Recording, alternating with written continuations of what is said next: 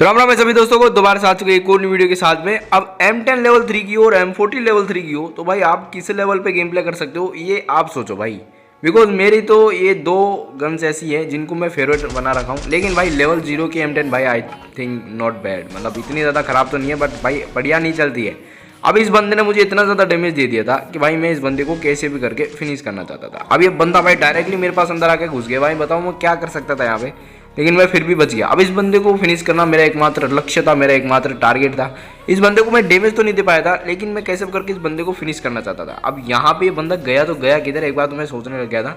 मेरे पास था जो ग्लोबल आई थिंक मेल्टर था, उसको मैंने फेंका यहाँ पे सबसे पहले कि अगर यहाँ पे अगर वो बंदा होगा तो वो बच जाएगा, मतलब उसको डैमेज पड़ेगा लेकिन वो बच तो जाएगा, कम से कम लोकेशन मेरे को पता लग जाएगी। लेकिन वो बंदा यहीं पर था भाई।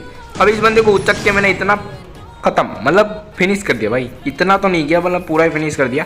एंड इस बंदे को यहाँ पे फिनिश करने के बाद में मेरी धड़कन थोड़ी सी स्लो हो गई थी, जिसको मैंने थोड़ी सी मेंटेन की। एंड यहाँ पे हम लोग अगले बंदों को फिनिश करने के लिए निकल चुके थे। लेकिन एक चीज़ की यहाँ पे मेरे को थोड़ी सी शंका हो रही थी कि यहाँ पे अगर बंदे मेरे को बचते हैं, यानी मेरे पास अगर बंदे बचते हैं यहाँ पे लॉबी में, तो कितने बंदे बचेंगे एंड मैं कितने किल्स यहाँ पे कर सकूँगा। अब आप लोग बताओ मैं कितने किल्स के साथ में इस मैच को बुया करूंगा अभी या नहीं, या फिर यहीं पे मेरी पेटी बिछ जाएगी।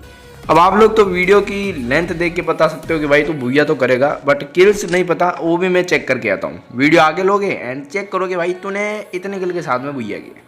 चलो भाई छोड़ो इस चीज़ को, अभी हम लोग जा रहे थे डायरेक्टली जोन की तरफ, क्योंकि जोन आगे की तरफ बन चुका था। एंड यहाँ पर एक ऐसी सीन होता है हमारे साथ में जिसको लिटरली मैं बयान नहीं कर सकता हूँ भाई। थोड़ा सा आगे जाने के बाद में एक बंदा आता है, मेरे पास आई थिंक साइलेंसर था भाई, जो कि हमारे M40 में लग रहा था। एंड लिटरली बताऊं तो भाई साहब साइलेंसर ने क्या काम किया यहाँ पे, मतलब दो बंदे ऐसे मिले मेरे को जिनको पता भी नहीं चला कि मैं किधर से फायर कर रहा हूँ। एंड भाई साइलेंसर का देखो बहुत से बंदों को पता लग जाता है, आई थिंक कैरेक्टर स्किल होगी कोई, बट यहाँ पर दो बंदों को पता नहीं चला कि मैं कहाँ पर हूँ। लिटरली बताऊँ तो यहाँ पे एक जीप थी जिसको देख के मैं एक बार शौक होगा कि यहाँ पे बंदा भी है या नहीं है। अब ये तो मैंने बनाई थी पेटी, इसका तो मैं कंफर्म था क्योंकि मैं इसकी जो है ये नहीं लूट पाया था ग्लू वॉल।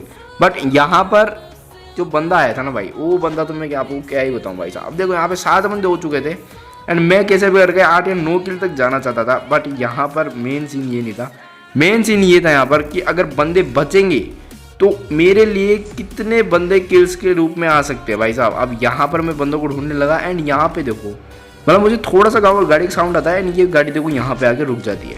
अब यहाँ पे गाड़ी रुकने के बाद में बंदा उतरता है लेकिन लूटता कुछ नहीं है इतना ज़्यादा, वापस से गाड़ी में बैठ जाता है भाई। अब मैं इस बंदे को जाने कैसे दे सकता हूँ, लेवल 3 की M40, मतलब क्या गाड़ी फोड़ दी भाई बंदे की। अब ये बंदा गया किधर, देखो पेड़ के पीछे जाके खड़ा हो गया, उसको हेडशॉट से हमने खत्म कर दिया। ये तो था पहला बंदा जिसको हमारी लोकेशन तक पता नहीं चली भाई।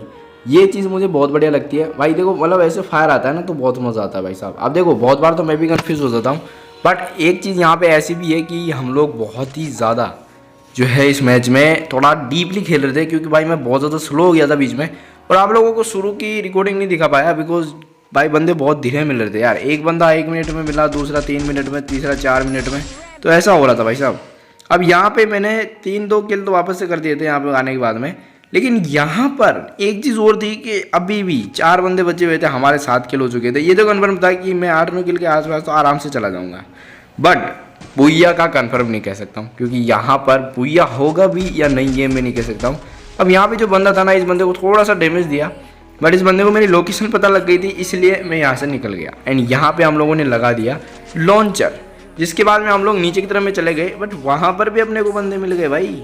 अब लॉन्चर लगाने के बाद में हम लोग नीचे भाग गए डायरेक्टली। ज़्यादा ऊंचा मैंने नहीं किया इसको, थोड़ा सा ऊंचा गया एंड ग्लू वॉल के लाइन को, मतलब ड्रॉप की लाइन को तोड़ते हुए हम लोग आगे निकल गए। एंड यहाँ पर भी ग्लू वॉल लगे हुए हैं भाई साहब। अब यहाँ पे जो 2 बंदे फाइट ले रहे थे, इन दोनों बंदों को फिनिश करना एकमात्र मेरा मकसद बन चुका था इस गेम का। अब यहाँ पे मैंने इस बंदे को नॉक कर दिया एंड उस बंदे का जो स्काइलर था ना, उसकी वजह से वो किल भी मुझे मिल गया।